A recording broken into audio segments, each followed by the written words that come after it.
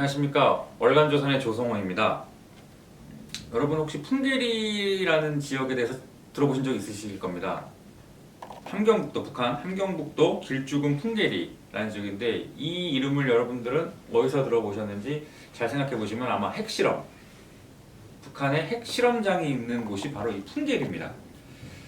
그런데 이 북한 이탈 주민, 우리가 흔히 탈북자라고 부르는 이 북한 이탈 주민들을 대상으로 방사능 피폭 및 방사선 피폭 및 방사능 오염 조사를 했더니 기준치 이상의 방사선 피폭량이 발견됐고 또한 염색체 이상 증상이 확인된 것으로 나타났음에도 정부가 적절한 조치를 취하지 않았다는 지적이 제기가 됐습니다. 이 조사는 통일부 산하에 있는 북한 이탈 주민 지원재단, 남북 하나재단이라고 불리는데요. 여기와 한국원자력의학원이 함께, 그러니까 이 하나재단이 원자력의학원에 의뢰를 해가지고 조사를 실시를 했는데 2017년에 30명, 2018년에 10명, 총 40명을 대상으로 했는데 이들 중에서 그러니까 40명 중에서 9명한테서 염색체 이상 증상이 발견이 된 겁니다. 구체적으로 한번 살펴보겠습니다. 이들 2018년 조사가 이제 그 상대적으로 심각했던 조사라고 하는데 피검사자 10명 중 5명에게서 59개까지 최대 59개까지의 안정형 이상 염색체가 검출이 됐습니다. 잘 아시는 분들은 아시겠지만 염색체는 이 유전자를 가지고 있기 때문에 이 만약 염색체 이상이 생기면 DNA 유전체에 이상이 생겨서 뭐 암이 발생한다든가 혹은 그에 관한 각종 유전 질환이 발생할 수도 있고 또한 이게 그 차후에 다음 세대까지 좋지 않은 질병을 전이시킬 수 있는 아주 무서운 상황인데 이 기준치 이상의 이제 피폭량이 발견이 된 겁니다. 이제 방사선의 피폭이 돼가지고요. 그런데 지금 보니까는 이거를 이제 후쿠시마 원전 2011년에 동일본 대지진으로 인해서 후쿠시마 원전이 이제 그때 그 멜트다운이라고 해가지고 원전이 이제 폭발을 하지는 않습니다. 외부의 그 요인에 의해서 폭발하지는 않고 그 노심이 이제 녹아서 이제 용융돼가지고 가라앉는 이제 멜트다운 현상이 벌어지는데 그때 이제 후쿠시마 원전에서 나온 피폭량의 2배 이상이 넘는, 그러니까 이 2배 이상이 넘는 피폭량이 이들 북한 이탈 주민들에게서 풍계리 일대의 북한 이탈 주민에서 검출이 된 겁니다. 이게 상당히 심각하다고 할 수가 있습니다. 그래서 전문가들도 이러한 조사 결과를 받아보고 상당한 우려를 표명을 했습니다. 김익중 동국대 의대 교수는 이렇게 수치를 대입을 해서 이제 설명을 했는데 일반인들은 피폭량이 1mS도 안 된답니다. 근데 이 풍계리 일대 아까 그 검사를 통해서 발견된 사람들한테서는 최대 1386mg의 그 밀리그레이는 이제 단위입니다. 단위 1386mg의 피폭량이 이제 검출이 됐는데 김익준 교수의 얘기로는 일반인들의 피폭량은 1mg도 안 된다는 겁니다. 그리고 직업적으로 피폭되는 사람도 연간 최대 쳐봐야 5mg인데 1386까지 나왔다는 건 이건 아주 심각한, 거의 치사량에 가까운 피폭량이라는 겁니다. 주한규 서울대 원자핵공학과 교수도 같은 지적을 했고요. 그 다음에 석윤열 서울대 원자핵공학과 교수도 이거는 있을 수가 없는 수치다. 그리고 심지어 미국의 MIT의 윌리엄 바레타 핵물리학과 교수도 이거 핵실험장 인근의 그 방사선 피폭 검사 수치는 극도로 높은 수준이라고 우려를 나타냈습니다. 근데 이제 이거는 이제 우리 쪽에서 바라본 시각이고 실제 북한 이탈 주민 탈북자들이 말하는 실상은 더욱 심각하고 참혹합니다.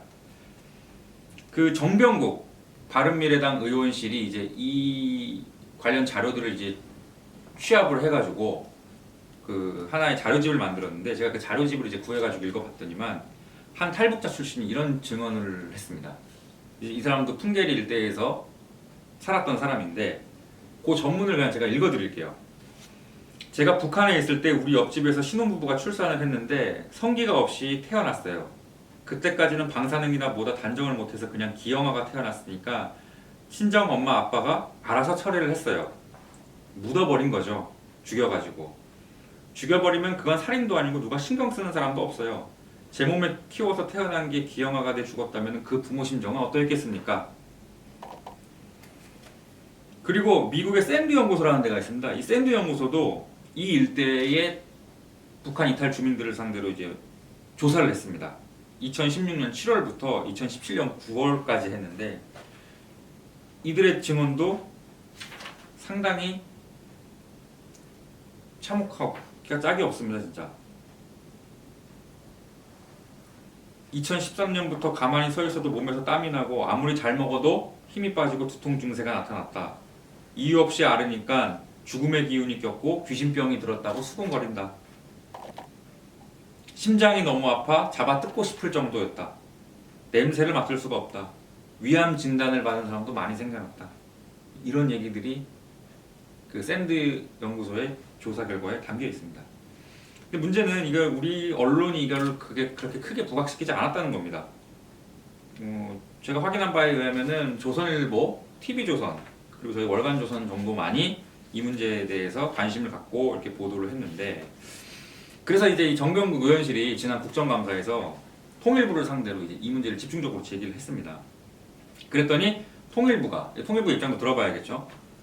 통일부가 홈페이지에다가 해명 자료를 올려서 사실과 다른 부분이 있다라고 이제 해명을 했습니다. 그러니까 이제 정병국 의원실은 뭐라고 했냐면은 이 조사 결과를 통일부가 은폐하려고 했던 정황이 있다. 뭐 이런 취지의 주장을 했습니다.